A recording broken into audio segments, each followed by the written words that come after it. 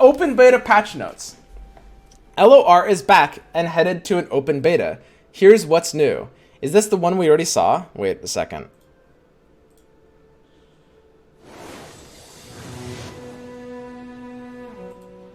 Hi, I'm Jeff. I'm Andrew.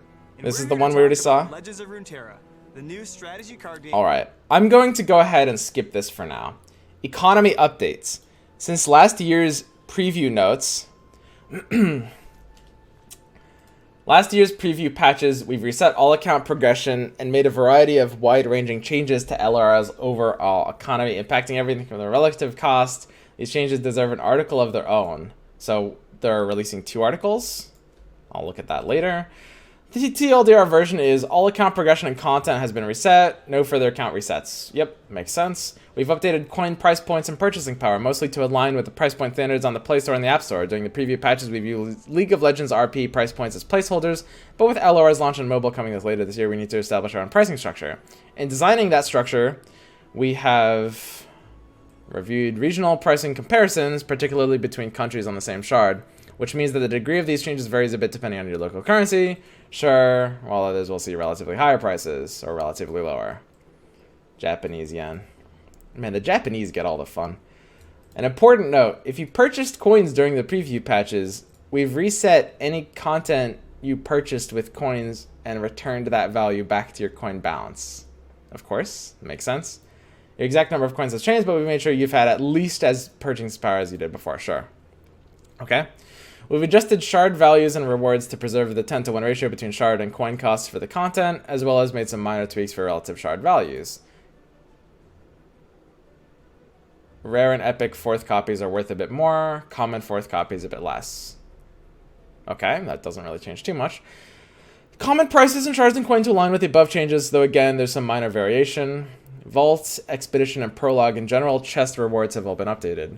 Much of this is tied to the above changes, but we're aiming to make expeditions more accessible for everyone by adding an expedition token to level 10 vaults and making shards a greater proportion of the rewards you get from your expeditions.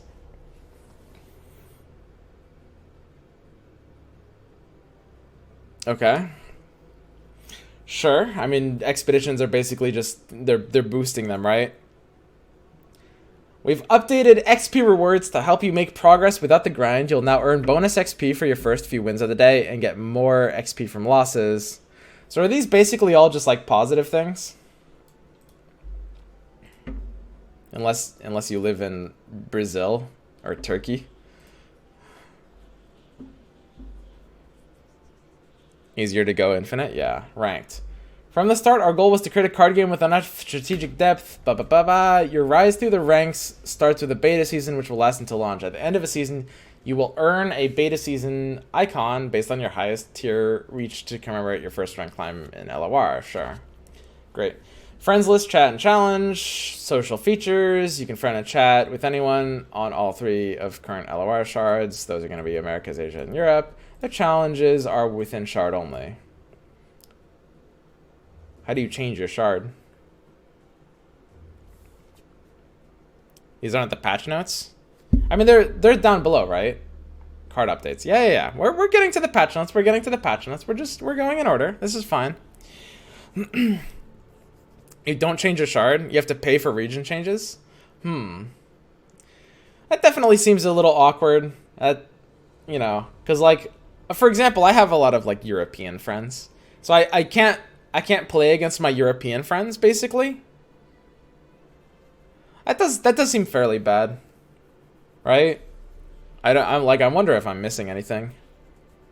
But I mean, if that's actually true, if it's actually true how this works, challenges are within shard only. So I can like talk to people from Europe, but I can't challenge them. Built on a different service than challenge and a shared between our games. While challenge and max making is game specific. While we've made specific improvements to support cross-shard friends and chat, distinct shards, the fewer better ones. This feels like something every game is like that. I've never played another game that was like that. I've never played another game that I have to like pay or make a second account to play with someone of a different region.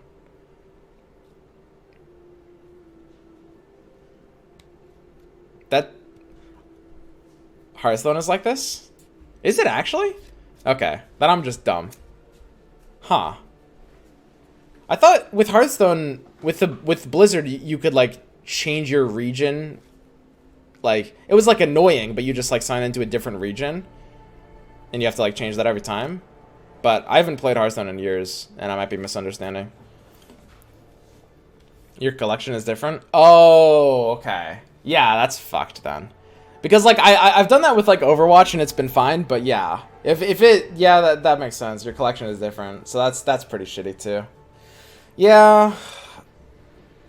I don't know. I mean, it definitely does. It seems like kind of a bummer for a lot of people. I guess like I won't terribly mind.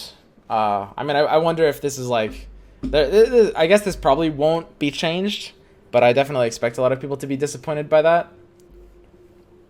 I wonder exactly, like, from a game development perspective, I'm not actually 100% sure, like, what the reasoning for that is.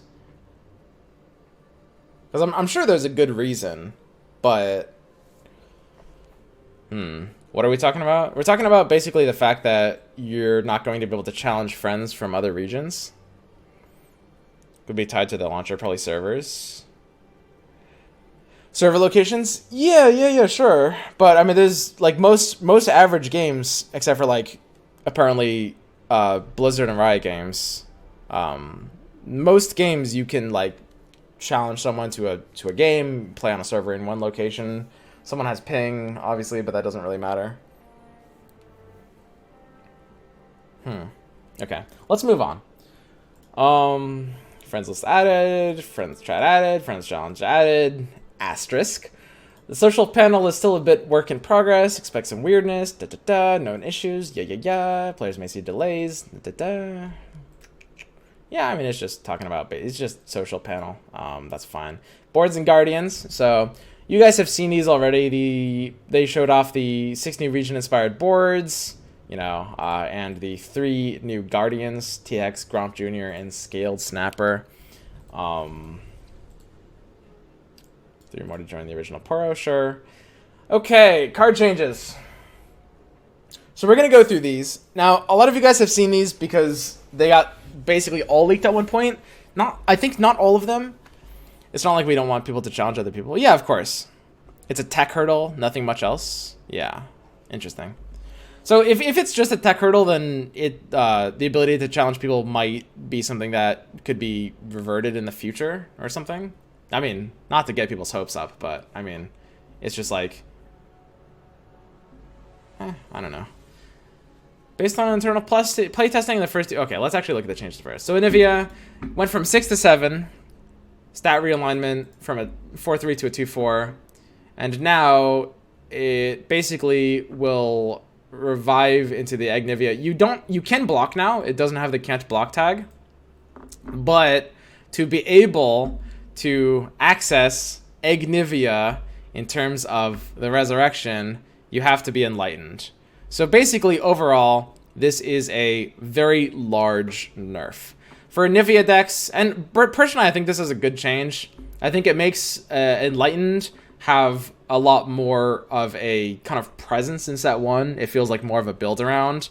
And it puts Anivia kind of in like, you know, I don't want to say meme tier, but it's like the idea of, you know, if you're like a medium or low level player, you know, you can build a deck around this concept. Games are slower. You'll probably not achieve a really high win rate, but when you like go off every once in a while, that'll feel cool, right? And I think that's kind of how this card is meant to be designed. I don't think this card and the combos built around it are supposed to be competitive.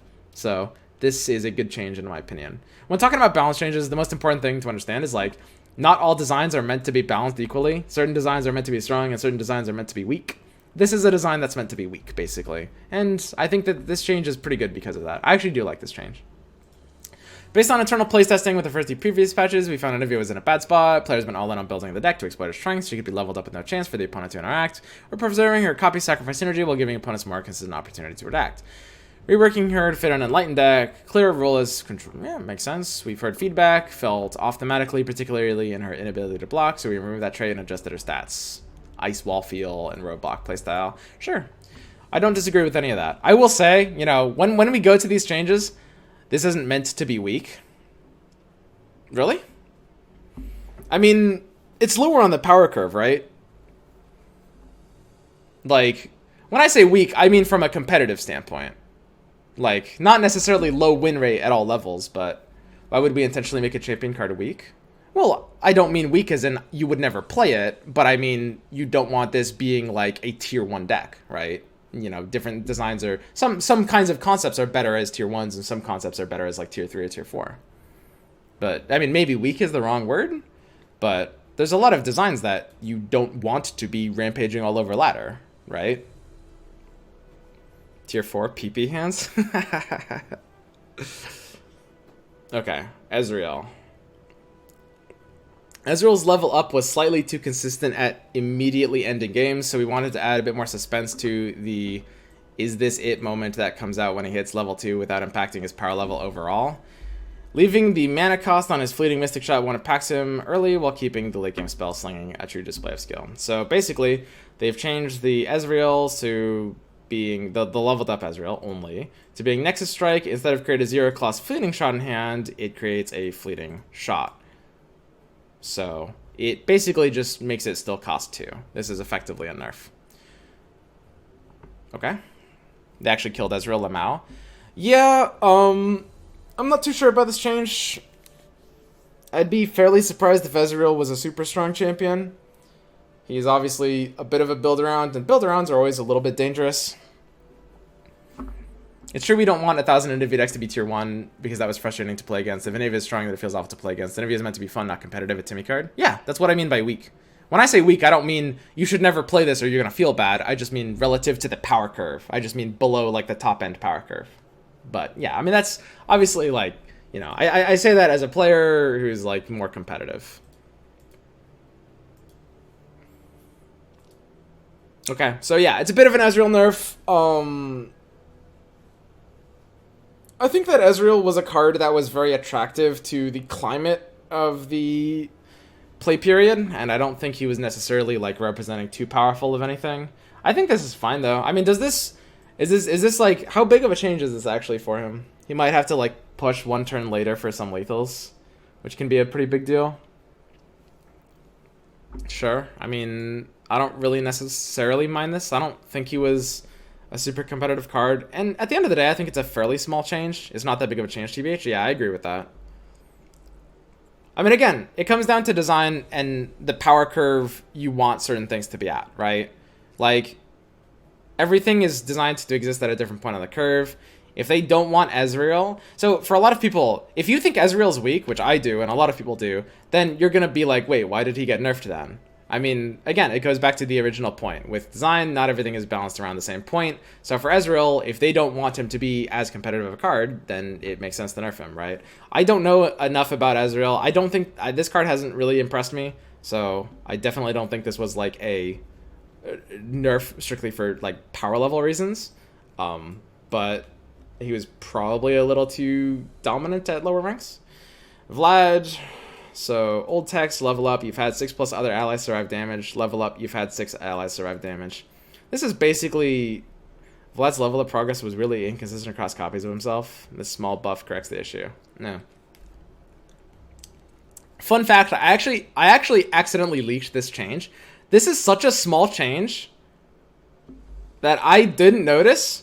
And when I published a video about it, nobody else noticed either. Yeah, sure. They just removed like one word. Very, very not a big deal. Tryndamere, they took away his tough. I like this change too. I think it makes him a little bit more manageable. He's still a fairly powerful unit. To be honest, I think Tryndamere is like fairly overrated. I think he often ends up being like a bit of a worse Ladris in a lot of situations, and I don't really like Ladris that much either. But Tryndamere definitely like is a great budget option and can be a solid like one finisher for some decks that aren't running Shadow Isles. I love this change. This change is amazing. Yeah, I do too. I think it very simply just makes him a bit more manageable. Taking away the tough is like good, because basically how this works is you are when he has tough, you're kind of forcing your opponent to have specific things, right? When he has tough, you're forcing your opponent to have ways of kind of hard removal, because like having like multiple blockers or having multiple removal spells doesn't really work as well when it has tough. So again, don't look at this like a nerf. It's not about buffs and nerfs. It's not about power level. If you think Tryndamere was a balanced champion and you're like, well, they nerfed him, like that's not the right way to look at this. Look at this as a change to how this card gets played out and how it impacts like decks and their ability to counter him, right? And yeah, he's a little bit weaker because of this. I guess they could have given him a stat if they wanted to balance it out a little bit, but that's not the point. The point is when you are in less demand of specific answers to counter this card, right? That's the important thing. This isn't so much a nerf to Tryndamere as it is a buff to the ways to counter him. And I know that's going to sound like a nonsense statement, but those are actually different things. Tryndamere was a tad too difficult to deal with at level 2 and constrained the window of interaction to deal with him, especially when cheated out with Thresh or Ramp spells. Removing Top should give mid-range decks a better shot at interacting with him and make the Barbarian King a bit less tyrannical on Expeditions. Oh yeah, he was really good on Expeditions too. Sure. Very, very, very good on Expeditions too. Battlesmith went to a rare for the sake of Expeditions. Oh, I'm gonna have to change that budget deck. Oh. Ay. Ooh. Yeah, okay. Where Damacia and the Elites archetype in particular have been overperforming. This patch's content reset also makes it now an ideal time for using a rarity adjustment as a balance lever rather than set stat effects. To reserve rarity balance in Damacia. We're moving Silver and Vanguard from... Oh, never mind. Oh, damn! No, this is fine. Okay, yeah, because the Elites run this card too, so this is a common instead. Okay, it's totally good. It's totally good. We're good. Fleet for the Tracker. So you guys know this change. You know, we've talked about it just because it's been leaked. Tracker is a slightly too frequently used unit, setting a risky bar for Damacia 1-drops. Given the utility of cheap challenger units, we're making you work a little on the turn to get the bird's power. I'm fine with this. It's honestly, this is a pretty minor change. Tracker was a really powerful card, and Tracker still is a really powerful card, but it does make you have to think about using it a little bit more, which is good. Right? Again, like, you can look at this card and you can say it's a nerf, but in reality, you're still going to run it in, like, almost as many decks.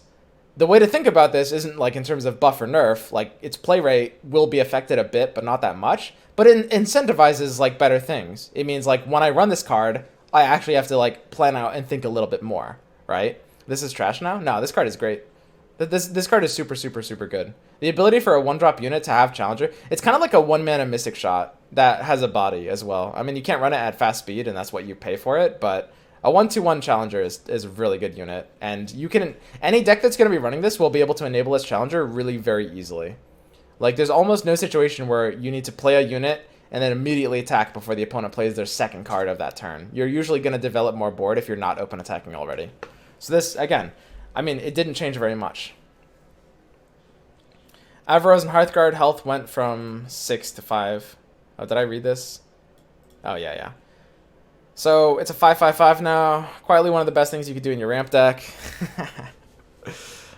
Big blocker, credible attacker, and long-term value generator. We're preserving its more intangible power while reducing its health to give opponents' units a better chance at already generating so much off-board value. Yeah, I'm fine with this. I don't think Hearthguard was a great card. Like, it's going to be good in, like, Expeditions, but it's an epic, so you're not going to see it a lot. This is fine. A 5/5/5 +1/+1 all is still insane. I don't think this card is competitive. I don't think this... At 6 health, this card, I don't think was competitive in almost any deck. I can't think of a deck that would run Hearthguard at 6. There's always going to be better options, for sure. And the games of Runeterra tend to play out a lot faster when there's a refined meta. So, like, it was a very, very popular card. There's the Beer King. Yeah, okay. I should clarify. Like, running one of Hearthguard to unbrick your Burg and allow your Bjerg to draw into 4 attack units is good. There's a few Freljord decks that run one of Hearthguard for that reason. And they still will. That 1 health won't make a difference. But just in terms of his, like, power level, I don't think this was really a competitive card. So I think this nerf is fine. It was maybe, like, too good at, like, lower levels of play. It doesn't change, like, an absolutely incredible amount about the card, right? Catalyst of Eons, going from 4 to 5. Catalyst just offered too much ramp and sustain. Yeah, they showed this off in the like preview.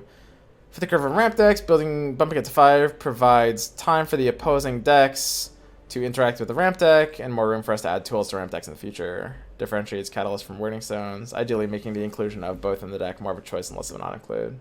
Okay. Yeah, I mean, I don't think ramp was like particularly strong personally.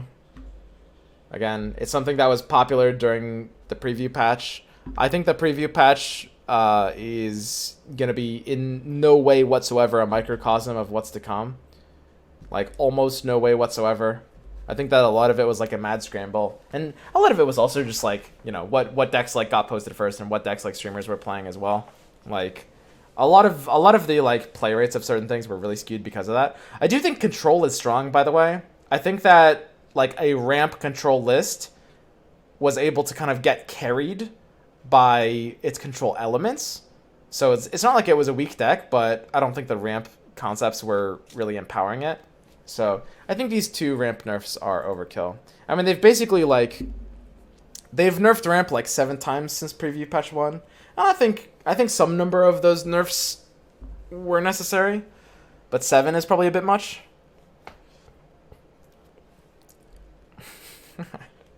Clouddrinker, health going from 7 to 5. Your burst spells cost 1 less. So Clouddrinker got nerfed. It lost 2 health, and the burst spells cost 1 less. That's a double nerf for Clouddrinker. A dangerous combo piece, but it was doing too much by also acting as a huge blocker to defend the combo strategy, so we're reducing its health. We're removing the super effect at Enlightened.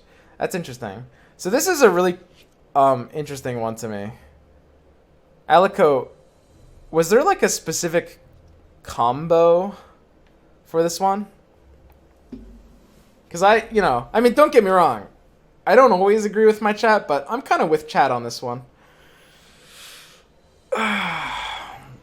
Y'all didn't find the infinite combos? Oh, you don't want to say? I mean, I guess, like, obviously, something like that wouldn't be competitive, but if you don't want, like, players to have to deal with, like, some kind of, like, weird infinite combo ever happening, then I guess it can make sense, sure. But, yeah, definitely not a competitive card. Flame Chompers got bumped up 1. I think that's fine. It's a bit of a buff that I think that this card needed. Going from 3 to 1 was a little excessive. Make sure it would really only get the tie up on 1 enemy. Old Chompers ended up being tied to impactful 1 health. Yep, I think that's fine. 2 health is pretty balanced for this card. Back Alley Barkeep gets an extra power. I mean... okay. Sure. This logic makes a lot of sense. For the sake of, like, constructed, this will make basically very little difference, but, I mean, it's been struggling on expeditions, so when they take some cards and buff them in ways that are kind of expedition-specific, they can make that feel a little bit better. I think that's fine. Clouddrinker got better and better in future sets, and now is the best time to change it as opposed to in the future. Yeah, that is true, sure. If there is like that level of like stall tool, it is like a kind of like a very abusable concept. Absolutely. Boom Crew Rookie. Oh, now we're just doing stat changes. Okay, this is one of the biggest changes here actually. Boom Crew Rookie getting 1 attack is pretty insane. Unironically, I'm not joking when I say Boom Crew Rookie getting 1 extra attack is a really, really big deal. It takes this card from like not necessarily constructed level to literally the ability to impact a meta.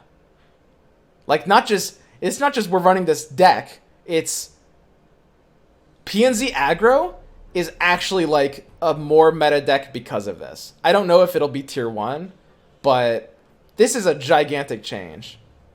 Aggro as a concept basically always struggles with playing into AoE removal. So having a 4 health unit is really, really important. And having that 1 attack means for free, you're just getting like 2 or 3 points of damage to like units or nexus per game per draw. And that's so crazy. That's so crazy. PNZ more aggro than Noxus? Yeah, but that's been true for a while. I mean, PNZ has Jinx. What does Noxus have? Noxus don't have much, man. Noxus don't have much. Not anymore. But yeah, Boom Crew Rookie is like is crazy. It's hard to overstate how big of a change this is. It really is. Like, this is really crazy. This is a 3 of auto include in every aggro PNZ deck, and PNZ decks are better for this card. Chempunk Pickpocket. Got 1 extra power. I guess this is maybe for, like, kind of some of the same reason. It kind of feels like an expedition card. You know, I mean, you can run it a bit in Constructed as well, I guess. Obviously, it's a weak card. There's not too much of a reason to run it. It's like a 3/4 now. Kind of, yes. It is kind of like a 2-mana 3/4 now. You could sort of look at it that way, right? It's just such a huge deal. Most importantly, they don't get to block it for free. Like, them blocking it means they're losing value on that. And it will always, like, get 2 combats off because of its 4 health stat line. So you're always, like anytime it's unblocked, you're getting 1 free damage plus 2 free because it always hits 2 free combats, right? Like, cards like Hapless Aristocrat that are normally premium against aggro. Premium against aggro, a card like Hapless Aristocrat. Like, let's look. Hapless Aristocrat here. It's a 1/1/1 last breath summon a Spiderling. Normally, this trades against, like, 2 aggro tools. And, you know, you still will be able to do some things. But it's so bad against Boom Crew Rookie, right? Like, it makes such a big difference. This is something that aggro decks desperately needed. But yeah, Pickpocket's not a competitive card. Chempunk Shredder, 1 attack is interesting. It's not really the stat this card needed. I think in terms of, like, hitting competitive lists, it's kind of a fun card. Can work in, like, budget decks. You know, it's in, like, the starter, I think. Yeah, it's in the starter. So, but yeah, I don't really see this card being competitive. Parade Electro Rig is pretty funny. I mean, they made it a 3/2/4, which, by the way, this is a gigantic buff. In this game, 4 health stat lines are super premium because they basically can't be killed by removal ever. Whereas 3 attack is also pretty overrated because there's not a lot you can really kill with 3 attack unless you're a challenger unit like Fiora or Stalking Wolf. Like, there's not a lot that's actually going to get done. So this is a huge buff for this card. To be perfectly honest, some decks will run like a 3/2/4, like mostly for the stat line. Unfortunately for Parade Electro Rig, even though it's a bit better, it's still kind of like a worse version of Golden Crush Bot. Currently in the game, there's not really enough reason to be like shuffling extra copies of things into your deck. Like, there's not enough payoff for that, and it also forces that card to attack, which a lot of cards you might want to shuffle might not want to do because it's a support. So it's still a worse version of Golden Crush Bot, but it does make the card feel a little bit less bad for budget decks. Plaza Guardian got +1/+1. I mean, honestly, I'm sure you guys are, like, reacting to this change as if it's a big deal. I mean, I'm pretty over spell decks. I mean, it's nice. This wasn't the card that even made lists, which is a big deal. Like, spell lists were already cutting this card. To be honest, I'm going to be perfectly honest with you. I still don't know if spell decks want to run this card. That's the thing. Isn't that crazy? Yeah, spell decks are in a weird position right now. But yeah, Plaza Guardian will probably make the cut, sure, in a full spell list. I don't think that list really has enough support. There's very few incentives to run, like, full spells, and there's not really great ways of, like, getting really effective multi-triggers. You know?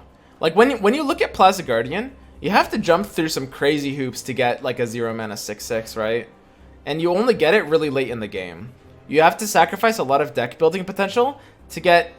And you're pretty much never playing this at 0 mana, by the way. You're usually going to be in a board state where you need to, like, stabilize a bit earlier. So you're going to be playing it at, like, 2 or 3 mana on, like, I don't know, turn 7. So it's like, it's a 3 mana 6/6, but A, you have to kind of break your entire deck just to run it. And B, you can only play it after a certain turn, a late game turn, which kind of defeats a large part of the purpose of getting, like, mana discounts. Like, mana discounts are good for the early game when mana is less of a resource. Like, when you compare Plaza Guardian, like, just look at this. Compare Plaza Guardian to Remembrance in this deck. This is a really powerful deck that doesn't go very far out of its way at all to run Remembrance. And this is very commonly a 0 to 2 mana large dude. It's about a 6/6 in value. Radiant Guardian is better than Plaza Guardian. Swiftwing Lancer is better than Plaza Guardian. It's only the Vanguard Cavalry that's weaker. So this card is better than Plaza Guardian on average, median. And it is going to be a 0 to 2 mana drop that you can play in, like, turn 3, turn 4 of the game. in a stronger shell for a deck. Like, make that comparison. And that's the problem with Plaza Guardian. It is... The identity of, like, an all-in spell deck is pretty weak right now. Like, you're gonna have... You know, most of the spell support cards aren't really great cards. Like, Lux and Heimerdinger are pretty overcosted for how they perform. And there's not enough reason to run that many spells. So, I don't expect this change to change a whole lot. Like, it might make the cut in spell lists now. No way the drop from Remembrance is better. It has Quick Attack. Quick Attack doesn't matter that much. The ability for Radiant Guardian to provide lifesteal and tough is, I guarantee you, better than Quick Attack. And Swiftwing Lancer's Challenger plus the Death Wish to draw a card is also better than Quick Attack. The third drop, Cavalry, is definitely weaker for sure. But yeah, stuff like Radiant Guardian is like... Radiant Guardian is a pretty insane card. Like, lifesteal and tough is crazy. Like, that can just win you games. Quick Attack's nice, don't get me wrong. It's not. I'm not saying this card is terrible. I'm just saying on top of everything else, it's the card it summons is even a little bit worse than Quick Attack or than Remembrance. Some Snipe Scavenger gets 1 health. Not going to be played. Used Cask Salesman gets 1 power, and this is a pretty interesting one. Oh, there's more. I thought that was it. Used Cask Salesman gets 1 power. Honestly, this is a card that is a competitive consideration. It actually is. It's a weird card. It's kind of like a Haunted Relic. You can use it on defense for like 3 blockers. The weird thing about this though is like it costs you 2 health, and in defensive decks you kind of don't want to pay health like that. Whereas in an offensive deck, the Cask's burn is good because you don't care about your health and you care about theirs. But then the 2/0/1 Casks are not really doing anything for you, right? Unless you buff your board. So like if you're looking at like an aggressive deck, it's like a 3/3/2 that says deal 2 damage, which is pretty nice, you know? I mean, it's like 2 damage burn, pretty sweet. Good with vision. Yeah, there's board buffs like vision that this can be good in for sure. I'd play it in vision decks. Yeah, and there's even a lot of spot where Brothers Bond is an option. Like if you're pushing lethal, you need to develop a wider board so that you can use Brothers Bond on the units that don't get blocked. You can Brothers Bond Casks just for that 1 attack, right? That's fine. And that's something you want wider board for because you need to be able to bond things that aren't getting blocked. So I think this is suddenly a pretty solid card. It's probably fairly good in like a aggro PNZ list. I would say the identity of using these to block doesn't make as much sense. I don't really like using this as a defensive card very much, but as an aggressive card, like a 3/3/2 that kind of burns for 2, provides you a wider board, is I think pretty powerful. Back-to-back 2. Yeah, let me just load up my PNZ Damacia mid-range. Like what deck would that even be? I'm trying to imagine it. It's not a spells list. Can I play tomorrow if I pre-registered but not played before in an aggro deck? Yeah, but you wouldn't play Damacia second color in aggro, right? Like, it's going to be weaker than some of the alternatives. There's probably like 3 better alternatives than that, maybe 2. But yeah, sure. I mean, I guess if you're in that spot, back-to-back is a target as well. Rekindler, just a straightforward power reduction. Getting a champion back doesn't need to come with quite so strong a body for the cost. We've also adjusted the text for clarity. So, this has been a long time coming. Rekindler is a 4/4 now. Card is, at the end of the day, still a fairly good card. It's definitely not OP anymore, but it is a fairly good card. Okay? So, it's gonna get in for quite a bit of value, you know. It's good in like the late game decks that run champions. Can't be found with Bjerg is the biggest part of this change. Yep, and that's exactly what we were talking about earlier with the role of Avaroz and Hearthguard. For example, I have one of my decks is, I think I have it loaded up here, but one of my decks is actually built around this concept, and that's this version, which I built with Nib and Precipic, and basically this ended up being like my version of the list. I think theirs ended up a bit different, and this isn't finalized and it's not really thoroughly playtested, but the concept of this basically is like, you use your 3 Bjergs to pull Ashes, and Hearthguard is a Bjerg pull that as a 1-of will turn your Rekindlers into Bjerg pulls. So it means your Bjerg is impossible to brick no matter what. And as soon as Hearthguard goes off, the Rekindler gets to the new 5, right? And then, of course, Bjerg is going to be drawing it. So that's quite nice. Honestly, it is kind of nice for these deck building things that these cards got leaked, I guess. I don't know. I mean, it's cool that I can actually talk about it. So that's one thing. Not being found, yeah, exactly. Rekindler in Expeditions is kind of stupid. Yeah, I think so. Rekindler is definitely a really, really strong card in Expeditions. But yeah, that is one of the bigger deals. Okay, so let's go ahead and back to the Rekindler. Intentionally leaked Monka S. I mean, obviously, I didn't leak the changes. It was like that Spanish YouTuber. I don't even know his name, but you know, I mean, it's been a nice. When was that? That was like, I'm losing track of time. That was like 4 or 5 days ago. You leaked to Vlad, frowny face. That's technically true, but it's a lot easier for like theory crafting to actually be able to talk about these changed cards. Okay, Wraith Scholar. Mist Wraiths are pretty fun, but the deck is a little weak. We hope buffing Wraith Scholar will make the dedicated Mist Wraith deck a bit more satisfying and powerful to play.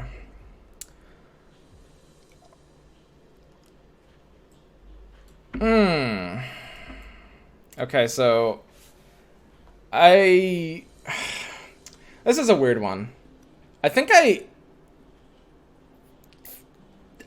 quite disagree with this, personally. So the problem with Wraith Scholar is you don't run it with Mist Wraiths. Mist Wraiths aren't good cards. By taking this kind of buff, you're just turning this into an incentivizer for mono Shadow Isles that runs 0 Mist Wraiths. And, you know, not necessarily like new players are going to see it like that, but there's a lot of incentive at this point in like medium level matchmaking for a lot of players, you know, to play like mono Shadow Isles, run like 3 Wraith Scholars, 0 Mist Wraith. This is now a super powerful card in a like mono skewed list, and in that list, you know, your splash would be one of a few things. I guess you could splash like PNZ for Jinx if you wanted to. You could splash Damacia for some stuff. I mean, for a few days, I was looking at this card. Even before this card got buffed, I was looking at it in an early version of my Dawn Spiders deck, which was running fewer Damacia cards at the time, right? And then after this card got buffed, I was like, I locked it in. I was like, oh my god, that's crazy. And then I iterated the deck and I improved it, and I ended up cutting it just because I think that Allegiant cards are not inherently tier 1. I don't think they can be right now. I think they're like they limit your deck build just too much to be tier 1 concepts.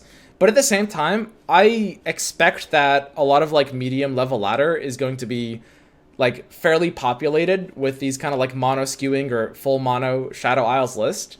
And I think this is definitely something that contributes to the ladder meta in a negative way. And doesn't necessarily end up actually accomplishing the objective of buffing Mist Wraiths. Like it kind of does, I guess. But the problem with this is like, I mean, do you have a reason to run Mist Wraiths? Because you just run Wraith Scholar without the Mist Wraith, right? Like, even if you're running Wraith Scholar, Mist Wraith is still kind of a bad card.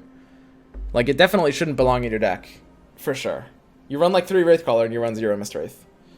And there will be, like, obviously, you know, as a designer, you do have to consider implications at all levels of ladder. And there's going to be a lot of, like, new players. When you're a deck builder, like, you're new to the game, you see the synergy point. Of course, you will run, you know, 3 Mist Wraiths. A lot of people will. But, I mean, a lot of them will end up cutting it. I mean, optimized version of the list won't be playing it. Keep in mind, new players are likely going to see this and think, ooh, Mist Wraith deck, instead of... Yeah, exactly. That's exactly right, Alico. No. And that's really, really important. Like, you have to kind of, like, think about things like that as a designer. I just, like, I might have buffed this in one way. I kind of like giving it Fearsome, and then, like, buffing the Mist Wraith in another way. I don't know. It feels to me like this, you know, it helps that Mist Wraith concept, but I think there was a better way to help the Mist Wraith concept without helping a concept that I would say is kind of unhealthy to help at this point in time. Because I do think Shadow Isles is pretty strong, but I mean, we're gonna find out in. I mean, I won't say tomorrow because we don't know. God, 24 hours from now, we're gonna be playing this game, and by we I mean anyone who has the closed beta key. Isn't it true that anyone who signed up before the 19th just has access on tomorrow? So it's almost fully open, right?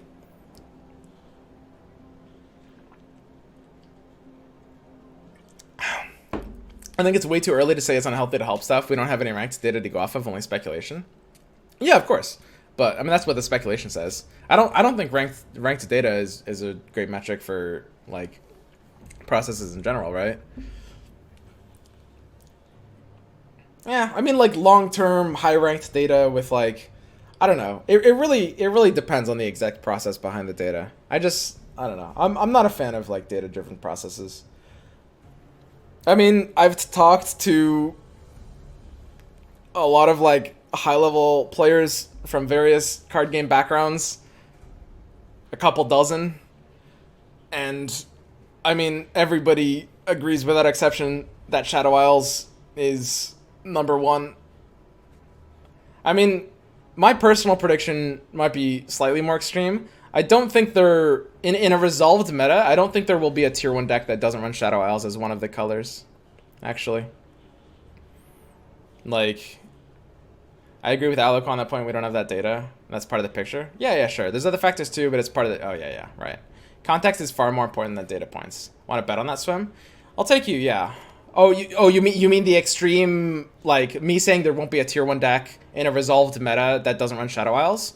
So for this bet to go through, I would want better odds than 1-to-1 because I think that is like a little excessive, and also I don't think this bet is going to be feasible if there's going to be a balance change within the first month and a half of the game, which I think there will be. I'll happily take you at like 1 to 1.5 if there's not going to be a balance change in the first month and a half, but I think there will be. So I don't think we'll have enough time for the meta to settle for anything to happen. That's a bad bet. You wouldn't take that at 1 to 1.5 in a month and a half?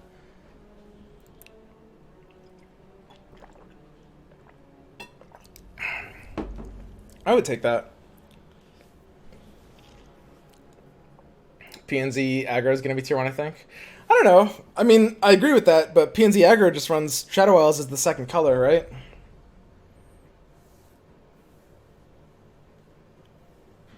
I mean, what's the reason not to run Shadow Isles as the second color?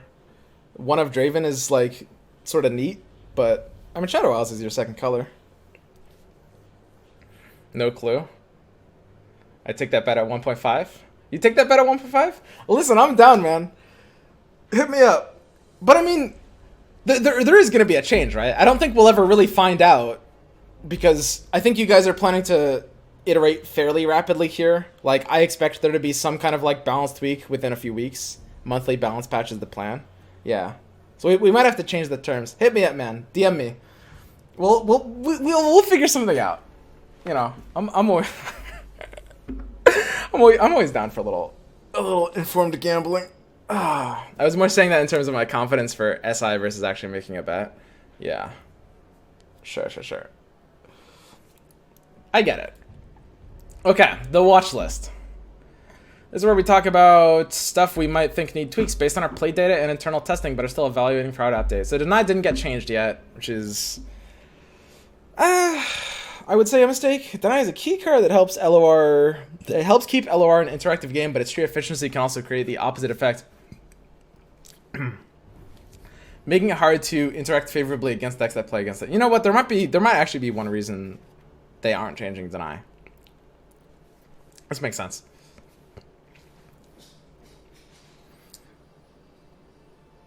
Ionia has Deny dead and yeah, exactly. Ionia Keck W. Yeah, Ionia is pretty bad, honestly. I felt worse and worse about them recently. I thought they were all right until I realized that the better way of running Shark Chariots is just to run Damacia instead, and then I was like, oh, okay. But yeah, Ionia is not necessarily great. Change Deny to 4 mana, but increase mana spell pool to 4 mana fixed. That's like the worst suggestion I've ever heard. That like messes up a lot of balancing things in a lot of other ways, and making it cost 4 mana wouldn't even necessarily help it. That doesn't even make sense. Okay. Guys, come on. Okay, let's read this. Sheer efficiency has the opposite effect, making it hard to interact favorably. This is obviously the whole point of Deny, but it can be particularly problematic in conjunction with strategies that demand prompt interaction in order to survive, such as elusive heavy builds. We're exploring potential changes to Deny that would maintain its role, but in a more balanced way. Okay. Yeah, exactly. One option is increasing Deny's mana costs. Yep, you don't want to do that. That would be a mistake. Regarding those previously mentioned, this is almost certainly a bad change if they increase its mana cost. I don't think I would like that at all. Regarding those previously mentioned elusive strategies, we've seen them be quite strong, although not definitely out of the line, but it's difficult to identify exactly what cards are potentially problematic. Just moving elusive from units doesn't necessarily help, since the keyword actually increases in power if it appears less frequently among competitive decks. We're continuing to keep watch, and we'll take exploratory action if we, 1, determine it's necessary, to find a good candidate through internal testing. I haven't felt that good about elusives lately. In the past, I've been down this like elusive combo rabbit hole. I don't necessarily think they're like super good in terms of like, you know, high tier competitive. I mean, so I think very easily the best change to Deny is something that Endon was saying like months ago, which is give it a keyword that makes it not able to use spell mana. I think that would make a lot of sense. Basically, the idea is that, first of all, this is a keyword that probably wants to be designed into the game anyway. Maybe a set 2 keyword, but because of the concept of spell mana, it opens up a lot of design space to have a keyword that makes it so that you can play a card that is balanced in a certain way, but you can't use spell mana to play it. Like a proactive card. Like, for example, spells are kind of designed to be reactive by nature, and you don't want to let proactive things happen too early. Compared to reactive things, it's more okay. So they have to like aggressively balance proactive spells to be being able to be played on a certain turn, right? A decent example of that, like I don't know if this is actually a good example, but Unlicensed Innovation is kind of an okay example, which is basically like, because of the fact that you can cheat this out on turn 3, it kind of needs to be at 6, which is a little limited. It's not a bad card. It makes sense as a card, but maybe in the future they would want to print a proactive spell that they don't want to overcost just so you can't play it by turn X, right? And the same is also true for, God, what is the one that summons elites at 8? The same is also true for reinforcements, I think. Like, cards like this, you have to balance a little differently because there's not an option of a keyword like that. I think it's a good idea for like the future of the game to have a keyword that basically means, you know, for only spells that can't use spell mana. Time to get lunch with Super Hunt if you're patching on hot takes. All right, Alika, talk to you later. But yeah, reinforcements, it's like a super slow proactive bomb. You can't allow people to cheat out early. And it's hard to balance because if you overcost it, then it'll be something that a lot of people won't play, right? And personally, I think this is part of the problem with reinforcements. Like, you need to give people access to play this. I don't really like this card. I'm not saying this is a non-competitive card per se. I think it's okay. But at the end of the day, it's something that is really hard to balance because you have to juggle the fact that it costs 8 mana with the fact that it can be played on turn 5. And with a keyword like that, you wouldn't have to juggle it. So a keyword like that is something that the game already wants, and it would solve Deny in a very good way by making it feel like you have more of a counterplay around it, right? The idea, of course, being when your opponent's sitting on Deny, they have to work more to keep the mana up for Deny. They have to keep, you know, their non-spell mana open. And you as a player can feel like you can more so outplay the Deny, and it's not an inevitability. Like, if you have a big bomb you're sitting on, and maybe the opponent isn't looking for it, they might burn themselves out of their mana a little more easily, because if it can't access spell mana, and then you'd be able to use it there. So I think that would be a pretty good change to it. And I also think it is fairly likely that that's exactly what they might end up doing, because this is a keyword that they wouldn't want to introduce in set 1, and Deny is like, it would be a good way to nerf Deny eventually if they did end up wanting to nerf it in, like, you know, several months when set 2 ends up coming out. right? That would be great making a keyword for a spell that can't use spell mana, right? I think it just makes sense from a design standpoint. So that's what I would say is the best range to deny. That would make the most sense. It's not really a nerf. I can't stress this enough. If you guys are gonna take one thing from this, take this. Like, don't think about things in terms of nerfs and buffs. It doesn't make any sense. It's not about nerfs and buffs. None of that really matters whether like so and so card is better or so and so card is worse. Like I could say that, so if deny had this keyword that I was talking about, but it costed 2 mana, it would probably be a stronger card, but it would also be a more healthy card, right? And those are two different things.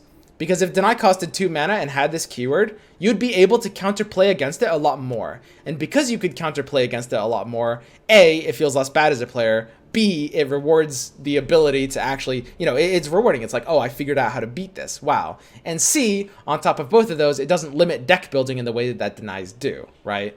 That's an example of why you shouldn't think about things in terms of buffs or nerfs, right? I made a video about this. I didn't make it clear enough, but the first time I made a video talking about deny and how it should be changed, I mentioned this specific change, the idea of adding this keyword to it.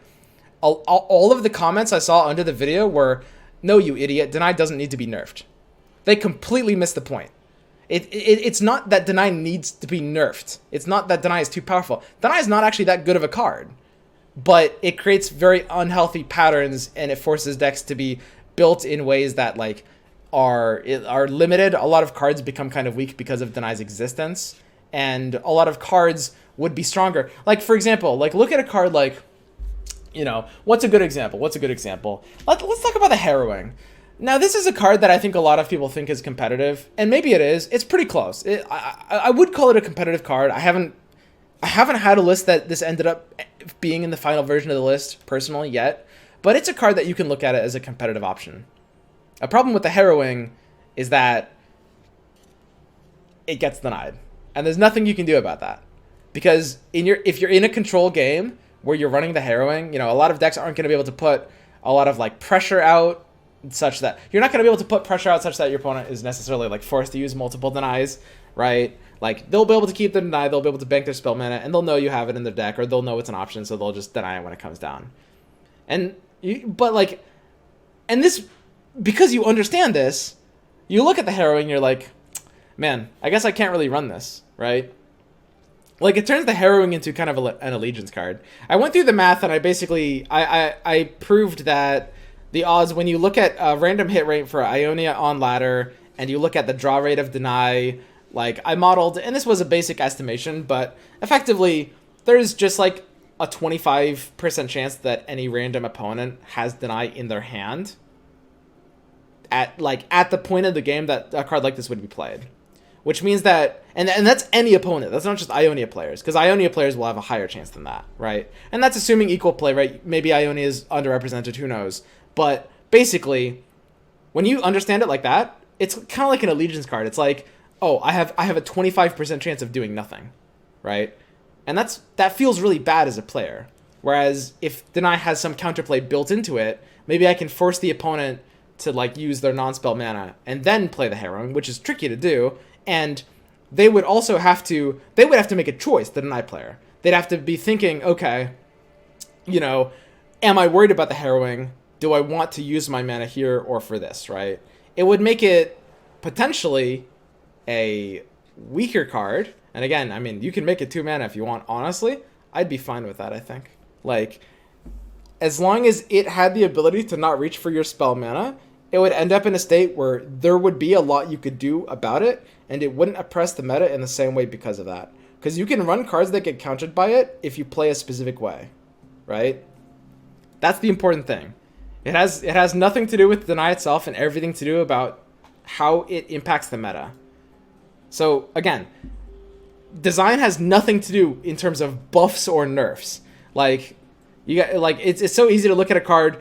And I can look at Hearthguard and I can say, well, Hearthguard, I don't think this was a competitive card, so it's weird that it got nerfed. But in reality, I mean, it's good in early, like low ranks. It feels like a little too powerful in those ranks. That doesn't matter, right? So, like, different ranks are gonna, like, it just comes down to, like, meta balance and being able to incentivize, a diverse meta, right?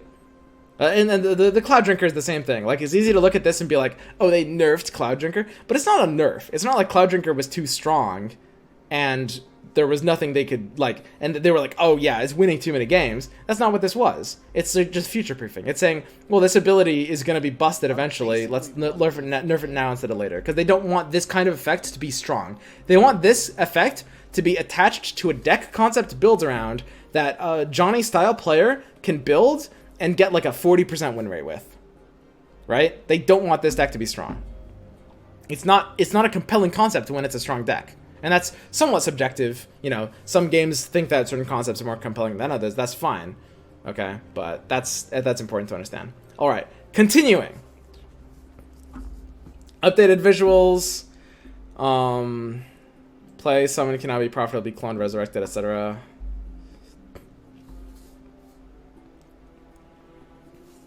Oh. Wait, this is different. Legion General is now a play effect. Interesting. Greenglade Elder is also a play effect. What difference does that make? Or sorry, summon effect, yeah. So instead of when played from hand, this also works when you, like, res it? Or summon copies? So what is that? It's like Shadow Isles reviving Chronicler of Ruin is the big one. Oh yeah, the classic float Elder into Ruin line. I love it. Basically Chronicler. I mean, it's mostly Shadow Isle stuff, right? What else is there? Summon a copy?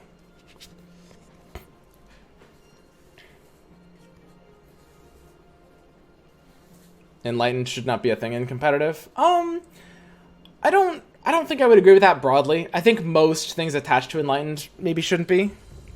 Sure. Okay. Legion General feels like 0 impact. Yeah, that one feels weird too. Maybe, yeah, that one seems really strange. It's weird that there's summon effects, but I guess that's fine. Now resolves when the target doesn't die. Still fizzles if the target is removed. So glimpse. Oh.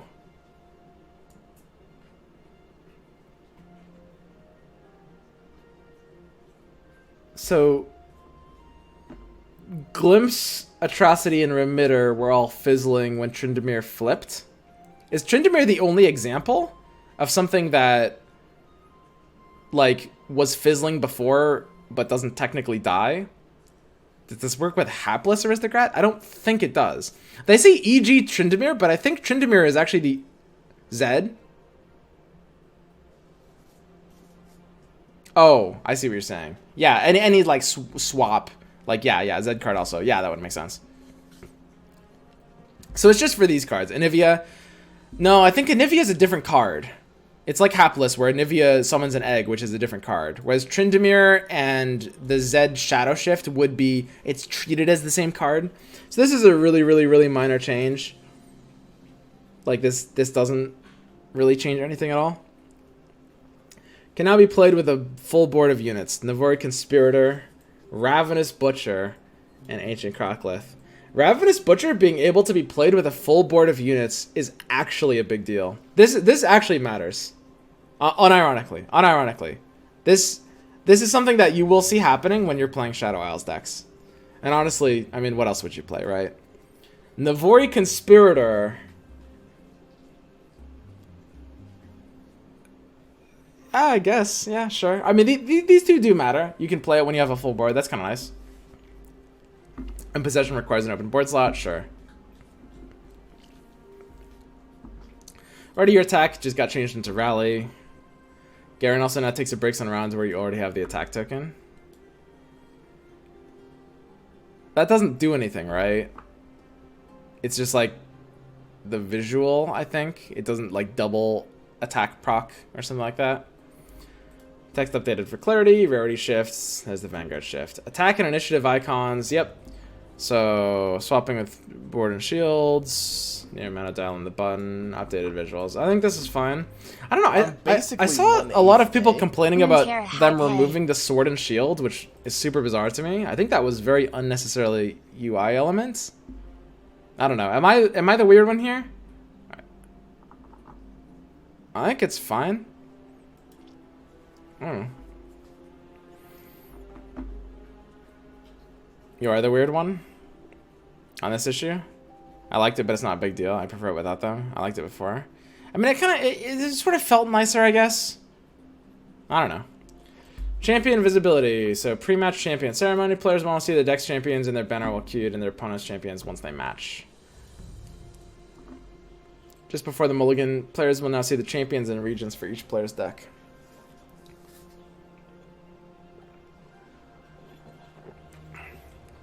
So this isn't new. And this is something I mentioned before. Some of you guys know this because the preview patches were like this. But when you see their champions, it lists them by order of how many champions they have. So if someone has a deck with 3 Zeds, 2 Garens, and a Fiora, it'll show Zed, Garen, Fiora. And this actually matters because you can determine like different variants of lists by looking at the order.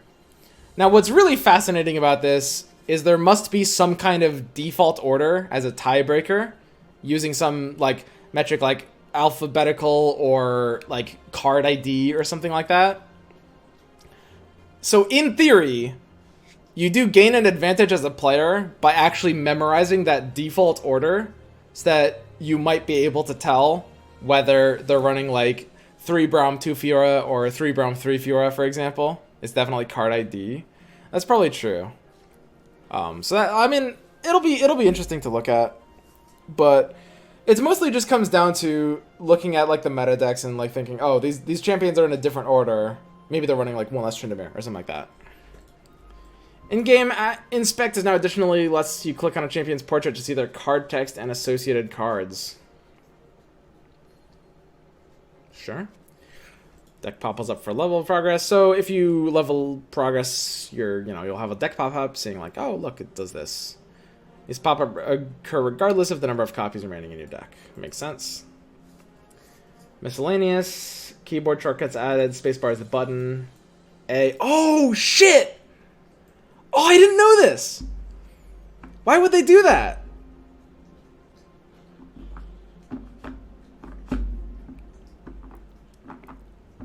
I don't know. I think, like, listen, I like shortcuts. Like, clicking and dragging feels really, really nice. Like, just the feeling of, dragging those units and just putting them on the board is a really, really nice feeling. Just keep doing it? Maybe. You can still do it. I understand you can still do it, guys. I know that you can still do it. Keyboard is better than all. Yeah. Escape is open settings menu, sure. Local time zones. So you've got local time zones based on the shard you're playing on. Sure, makes sense. Various tweaks to archetypes and expeditions. Okay. I don't know what that means. Trade pick logic improves. Cool. Don't know what that means either. I mean, it's just like the in-between trades, but we don't know exactly how that works. Optional tutorials reordered for better flow. Thanks, Day 9. Okay, known issues. Sure, bug fixes. And there we go. So that is all of it. And then they said there was going to be basically an additional article for the economy updates, and that is this second page here.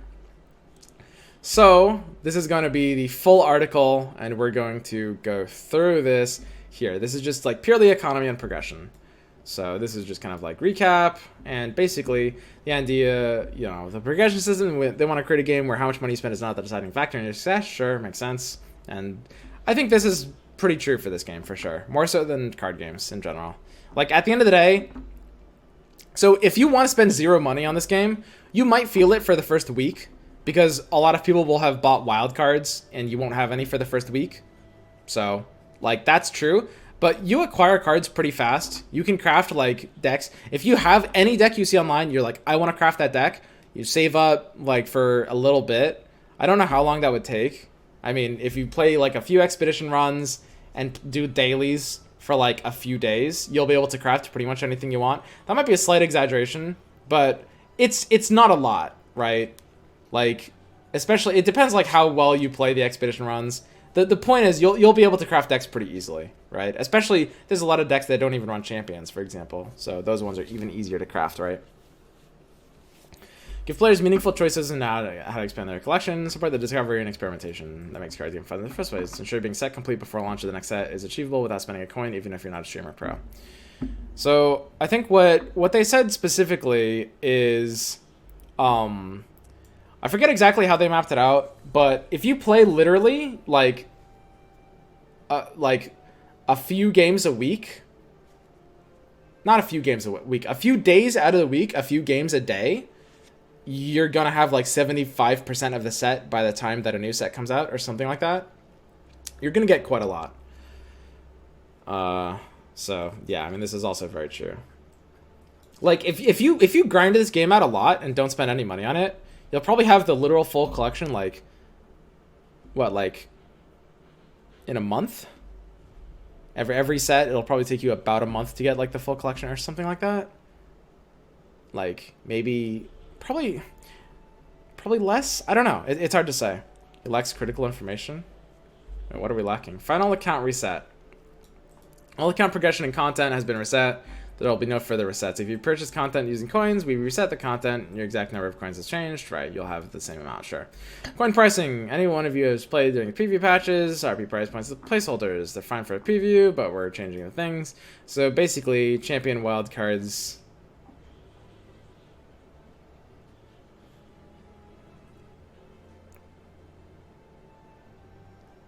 Wait, what?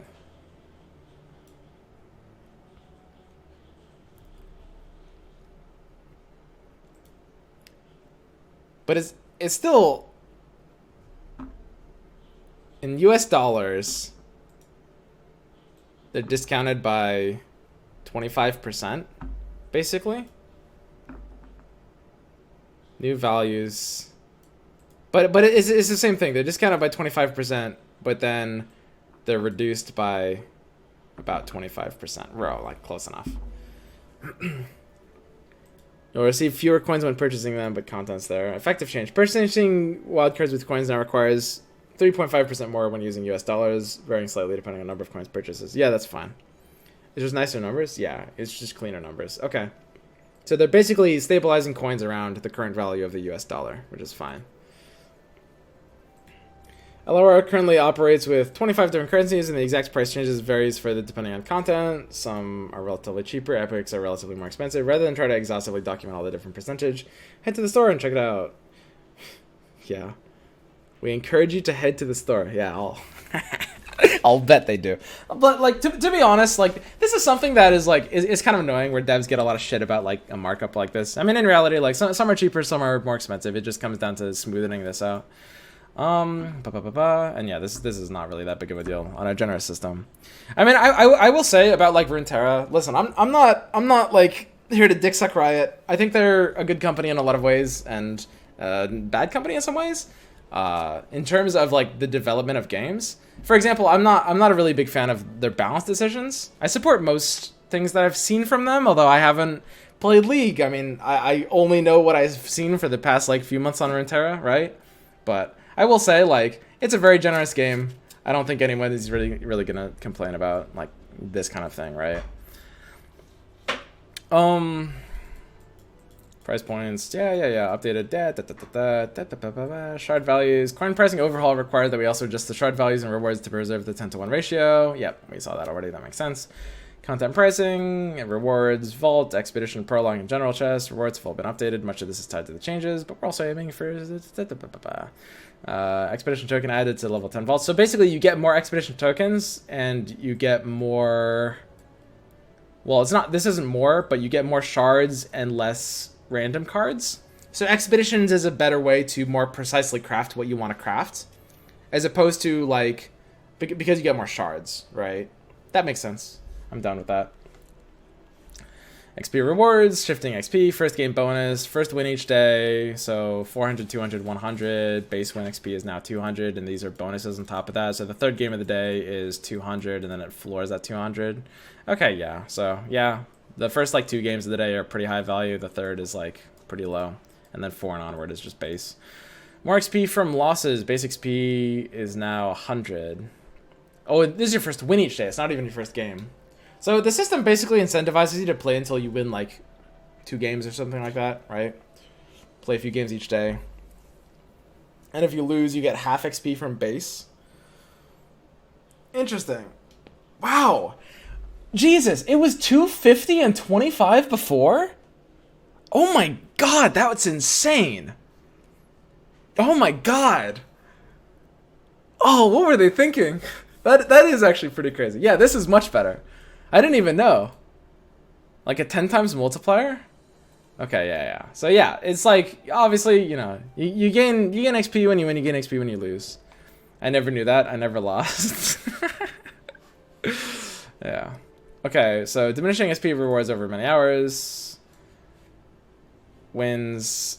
Oh, so after 30 wins, you get 0 XP. Get some sleep and come back tomorrow, you maniac. 30 wins. It's not even that much. 30 wins? That's probably what, like 35 games? Nerf to Mago? Like, okay. Losses per day.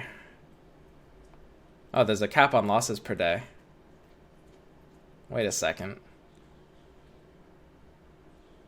Yeah, sure. It doesn't change that much. Expedition JSP. So you get 2,000 XP when you complete a trial. Completing a trial will take, on average, if you're getting to 7 wins, you'll probably lose 1.5. So if you complete a trial at 7, it takes 8.5 games. With a 2,000 XP markup, 8.5 games at base is 1,700 XP. So playing expeditions and winning at a high rate is worth about twice as much XP per minute. Damn! That's pretty crazy. Playing expeditions is... If you get 7 wins. If you get 7 wins, you get about twice as much XP per minute. And XP, keep in mind, XP is actually a valuable resource in this game. XP is how you unlock cards, right? It's not just like...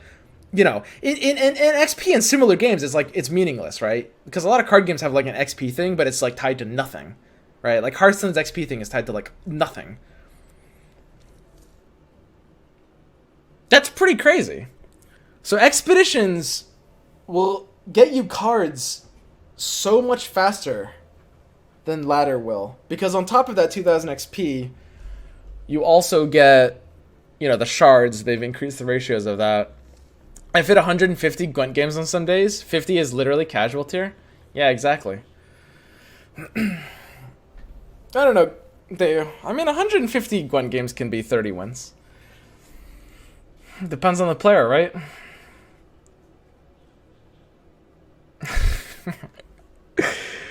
Time to hard force mono Damacia and expeditions. Yeah, that's definitely like something for new players. That's like a really good just start to the game. Just like literally, if you want to start this game out, just like jump into expeditions with your free coin and just literally auto pick mono Damacia. I'm not even joking. Literally just cheese the algorithm and force it to give you like mid-range value elites, and then just like shove into your like 7 win streak. I do think by the way the expeditions algorithm is flawed and cheesable.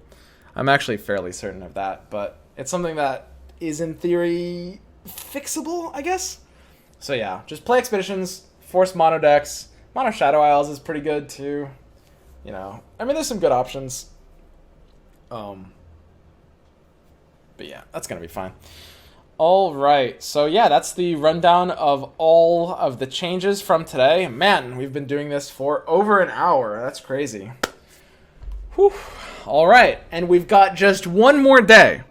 This time tomorrow, we're going to be playing this game. Isn't that crazy? Isn't that crazy? It's fun. It's actually here already. You know what?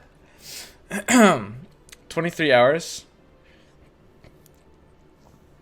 Only 1 hour on patch notes. Is this the real swim stream?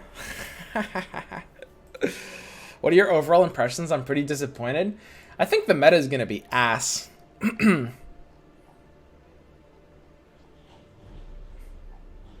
I mean, just shove Shadow Isles, right? I don't know. I think that the meta is like balance doesn't matter that much, honestly. And I know that seems like a weird thing from a player perspective. Balance is a symptom of a larger issue in a lot of cases. A lot of the times where people are complaining about balance, the issue is actually more fundamental, built into the design of a concept that is fundamentally unbalanceable, right? That's not a balance issue. Most balance issues are misattributed to other issues. Balance for the sake of balance as an issue is kind of like, it's the difference between, like, you know, like having a paper cut and having like internal hemorrhaging, right? Like, they're very different things, even though they, you know, they might sort of be described similarly, right? This is not that big of an issue. Like, you can fix balance, you know. I think basically my impression of this all is that Riot has an extremely reactive approach to balance, basically. I think that they're going to adopt a fairly data-driven process and balance things based on what's being played too much or not enough. And I don't love that. What that means is that I think for this set, and probably for some future sets, like, there might be imbalanced metas for a while, but they'll probably get resolved with, like, not within too long, right? And I think that's a pretty big deal. They're pretty much forcing one or two playstyles down our throat. I don't think that's true. Yeah, I don't think that's true at all. The more I think about the game, the more I theory craft decks. I think that there's a lot of decks you can build, and you can play this game at all three speeds. I think it's very possible that control is the strongest archetype in the game, if built in a refined way.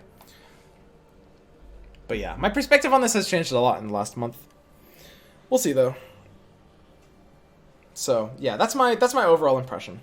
But yeah, I don't expect this game to launch in a balanced state. Just run SI, you'll be fine. We'll all be fine.